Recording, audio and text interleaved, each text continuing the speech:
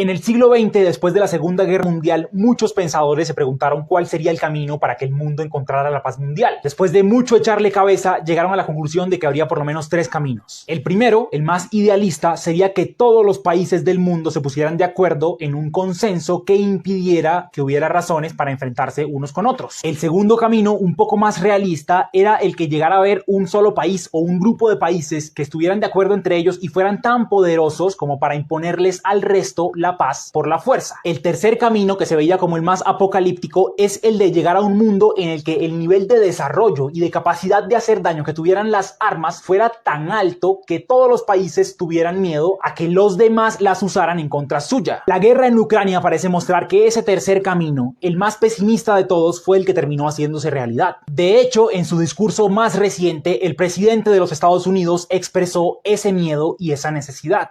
You have two options.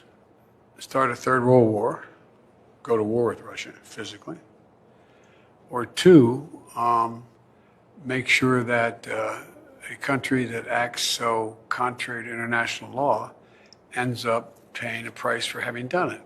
I know these sanctions are the broadest sanctions in history.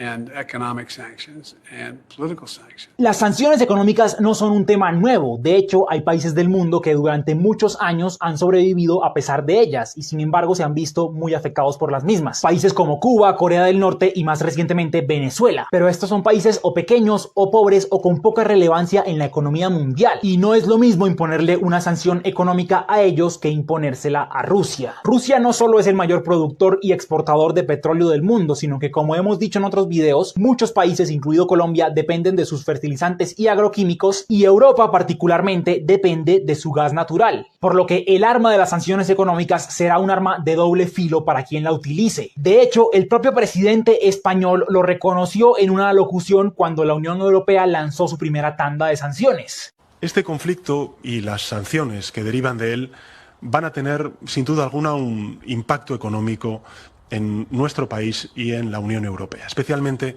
en los mercados energéticos. Pero la sanción más importante y fuerte en contra de Rusia vino en la segunda tanda y es la que consiste en excluir a algunos de los bancos rusos del sistema de pagos interbancario SWIFT, en el cual se hacen por defecto la mayoría de transacciones en dólares. Quienes analizan el impacto de esta medida, ya no solamente sobre este conflicto puntual, sino en el largo plazo, están llegando a la conclusión de que así como el daño va a ser grande, también lo van a hacer sus efectos colaterales, porque el mundo seguirá necesitando petróleo, fertilizantes y gas natural, y por más solidaridad con Ucrania, los países no van a renunciar al calor dentro de sus casas, al movimiento de sus vehículos ni a la siembra de sus alimentos, y en algún momento tendrán que volver a pagarle a Rusia por esos productos. Lo que podría pasar es que esos pagos no llegarían a Rusia a través de la plataforma tradicional, sino a través de otra, y la pregunta es ¿cuál? La República Popular China ha demostrado en las últimas semanas que no está de acuerdo con las decisiones que ha tomado Putin respecto a Ucrania, pero eso no quita que a grandes rasgos siga siendo su mayor aliado en el ámbito internacional. Y ese aliado de Rusia lleva varios años tratando de montar otro sistema de pagos que compita con el estadounidense. Y resulta muy probable que Rusia se sume a ese sistema chino. Y el autogol de Estados Unidos puede ser terminar afectando algo que les interesa mucho, y es la hegemonía del dólar como moneda de cambio internacional. Una situación que en términos económicos es la mayor ventaja que tienen respecto al resto del mundo y también el mayor mecanismo de presión. Los demás países están obligados a producir, vender o procesar cosas para obtener dólares, pero solo uno de ellos tiene la máquina para imprimirlos. Pero si buena parte de las transacciones en el mundo empezaran a hacerse no solo por otro sistema de pagos, sino con otra moneda, como por ejemplo el yuan, esa ventaja se podría perder. Y es que la historia nos ha enseñado que la expansión y el aumento de poder de un país que es una potencia conduce inevitablemente hacia su decadencia. Les ocurre lo mismo que a los niños con las cobijas cuando empiezan a crecer. Si se quieren tapar los pies, se tienen que destapar la cabeza, y si se quieren tapar la cabeza, se tienen que destapar los pies.